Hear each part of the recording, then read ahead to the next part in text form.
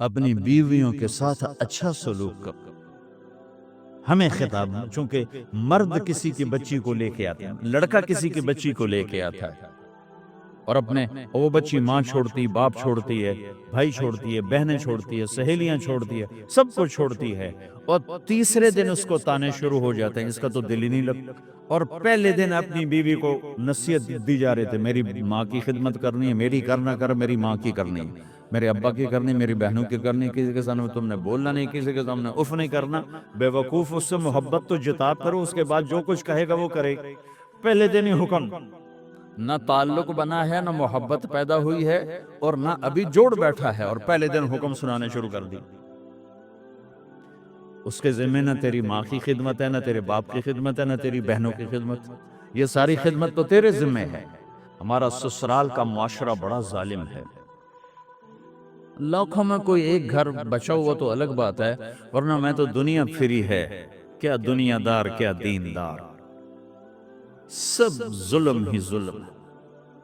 اتنی نیک عورتیں تہجد گزار مصلی سے اٹھتی نہیں، تسبیح ہاتھ میں ہے، لیکن جب وہ ساس بنتی ہیں تو ایسا ظلم ان کے اندر سے نکلتا ہے کہ کانپ اٹھتے ہیں در و دیوار۔ جب عورت ماں ہوتی ہے تو اس کے روئیں روئیں سے محبت کے چشمے پھوٹتے ہیں، وہی عورت جب ساس بنتی ہے تو ایک دم ظلم کی تصویر بن جاتی، اسے اپنی بہو میں کوئی خوبی نظر ہی نہیں آتی، عیب ہی عیب نظر آتے ہیں، اپنے بیٹے کو بھڑکاتی رہتی ہے، یہ کرتی ہے، اور ویسے بے وقوف ہیں، کوئی ماں کی وجہ سے بیویوں کو تباہ کر دیتے ہیں، کوئی بیویوں کی وجہ سے ماں کو تباہ کر دیتے ہیں، یہ دونوں ظلم ہیں۔ ماں کی وجہ سے بیوی پہ زیادتی نہ کرو، بیوی کی وجہ سے ماں پہ زیادتی نہ کرو، بیوی کا اپنا مقام ہے، ماں باپ کا اپنا مقام ہے، بہنوں کا اپنا مقام ہے۔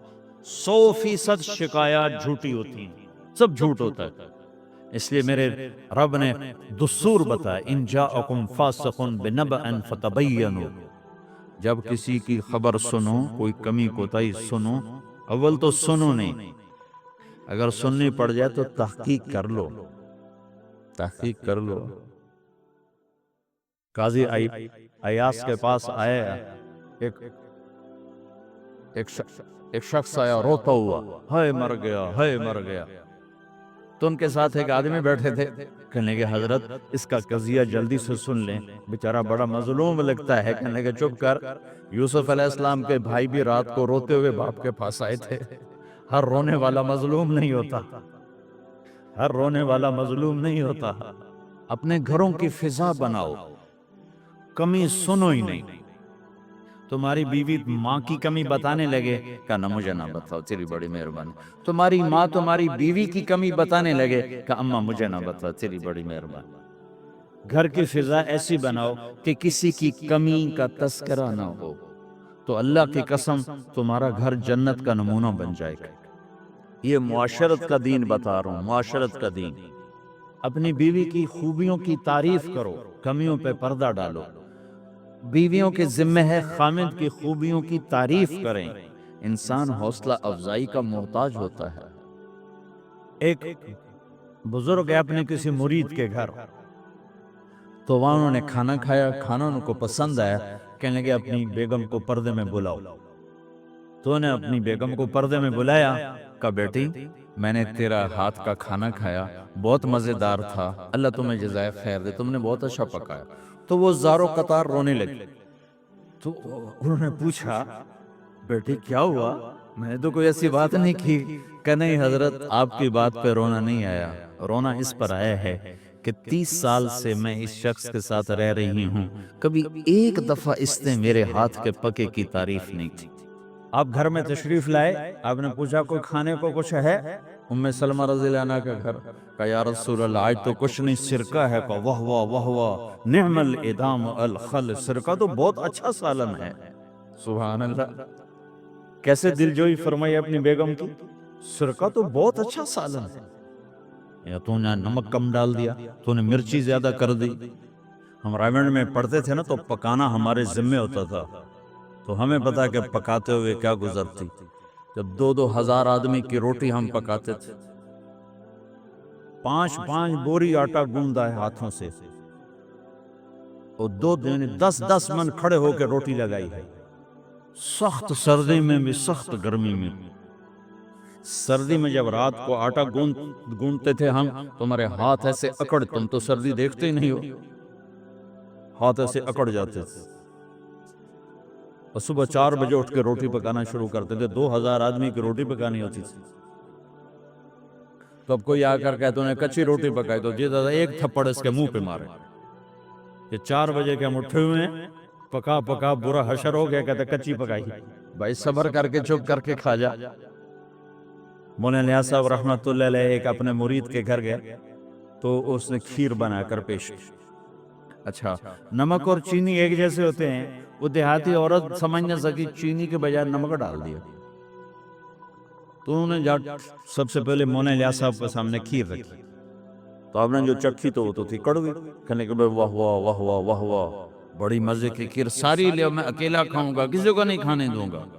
ساری کھیر کھا گئے، اس پر پردہ ڈالنے کی۔ وہ تو جب انہیں کہا مولانا الیاس کا بچا ہوا تھوڑا سا میں جب چکھا تو کڑوا، ہائے مر گئی، یہ تو سارا نمک ڈالا ہوا۔ یہ تو ہماری جماعت چنیوٹ میں تھی، تو ہمارے ساتھیوں نے چائے بنائی تو وہ اندھیرا سا تھا، تو چینی کے بجائے نمک ڈال دیا اور دسترخوان پہ لے آئے، سب پی رہے۔ واللہ میں آنکھوں سے دیکھا بتا رہا ہوں، مولانا الیاس کا تو سنا بتا رہا ہوں، کسی ایک نے نہیں کہا کہ یہ کڑوی ہے، چپ کر کے پی رہے، چپ کر کے پی رہے، کسی ایک نے نہیں کہا۔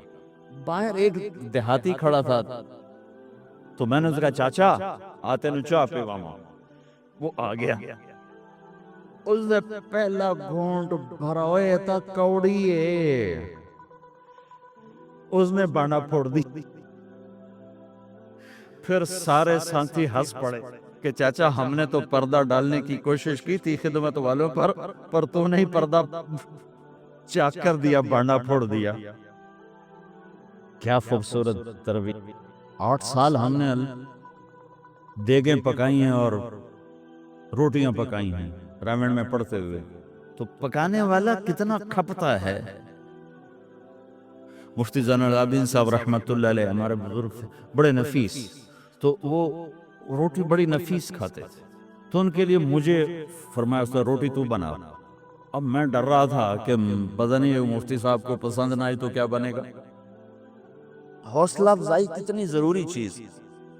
اب وہ میں روٹی ناشتے میں لا کے رکھی، اور اللہ کا فضل، اب تو خیر بھول بھلیاں ہو گیا، ورنہ بہت نفیس روٹی میں بناتا تھا۔ ایک دفعہ میں گھر میں تھا تو رمضان کا مہینہ تھا، تو کسی کی آنکھ نہیں کھلی، گرمیوں کا رمضان، تو میری آنکھ کھل گئی، تو سب سوئے پڑے، نوکر بھی گھر والے بھی، تو میں نے کسی کو نہیں اٹھایا، چپ کر کے جا کے پرات اٹھائی اور روٹیاں پکانی شروع کر دی۔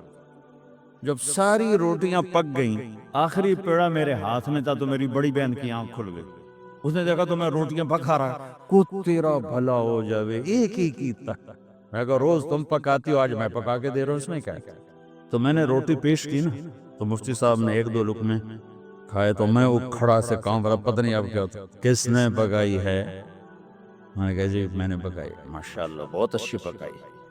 تو میرا دل اتنا بڑا ہو، حوصلہ افزائی کرنا، برائیوں کو، ہماری معاشرت کیا ہے، 100 خوبیوں میں سے ایک کمی کو نکال کے پکڑ لینا اور 100 پہ کاٹا۔ 100 نظر نہیں آتی، ایک کمی کو پکڑ کے اسے اچھال رہے، اچھال رہے، اچھال رہے، اچھال رہے، اچھال رہے۔ یہ گھر کا دین ہے، گھر کا دین ہے، یہ گھر کی معاشرت ہے کہ ایک دوسرے کی حوصلہ افزائی ہو، اس سے دل بڑھتا ہے، دل بڑا ہوتا ہے۔ حضرت عائشہ رضی اللہ عنہ چھوٹی عمر کی ہیں، تو اب جہاد سے واپس آ رہے ہیں، جہاد سے، تو آپ نے صحابہ سے کہا آگے چلے گئے، سارے سب آگے چلے گئے اور نظروں سے غائب ہو گئے۔ تو اب خود اللہ کے نبی کہہ رہے ہیں عائشہ میرے ساتھ دوڑ لگاؤ، دوڑ لگائیں؟ تو حضرت عائشہ نے کہا لگاؤں گی؟ سبحان اللہ،